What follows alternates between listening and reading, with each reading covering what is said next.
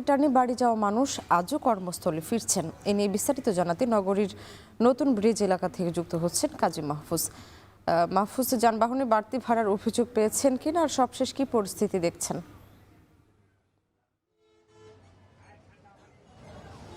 আমি বাড়তি ভাড়ার যে অভিযোগ সেটি কিন্তু বরাবরের মতো রয়েছে। যারা দূর দূরান্ত থেকে আজ চট্টগ্রাম নগরীতে আসছেন কর্মস্থলে যোগ দেওয়ার জন্য, তারা অনেকে অভিযোগ করছেন কিছু কিছু জায়গাতে বাড়তি ভাড়া যেমন নেওয়া হচ্ছে, পাশাপাশি তারা আরেকটি বিষয় বলছেন যে সড়কের অব্যবস্থাপনা এবং চালকদের বেপরোয়া গতিতে গাড়ি চালানো, সেই বিষয়টি তারা আমাদেরকে জানিয়েছেন এবং অভিযোগের পাশাপাশি তারা একটা আতঙ্কের কথাও বলছেন।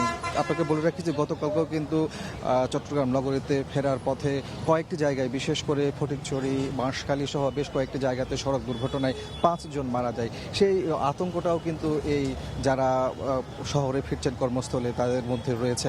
আর আপনাকে একটি বিষয় বলে রাখি যে গতকালকে কিন্তু বেশিরভাগ কর্মজীবী মানুষ চট্টগ্রাম শহরে এসেছে এবং তাদের কর্মস্থলে যোগদান করেছে। আজকের যে বিষয়টি সেটা হচ্ছে বিশেষ করে উত্তরবঙ্গ, কুমিল্লা, নোয়াখালী কিংবা কক্সবাজার থেকে যারা প্রথম দিনের কর্মদিবসে অংশগ্রহণ করতে পারেনি, তারাই মূলত সকাল থেকে এই বন্দরনগরীতে আসছেন এবং কর্মস্থলে তারা যোগ দিচ্ছেন। সড়ক পথের পাশাপাশি আমরা দেখেছি যে নৌপথ এবং রেল পথেও কিন্তু নগরে আসার যে মানুষ, তাদের ভিড়টা বেশ চোখে পড়ার মতো ছিল।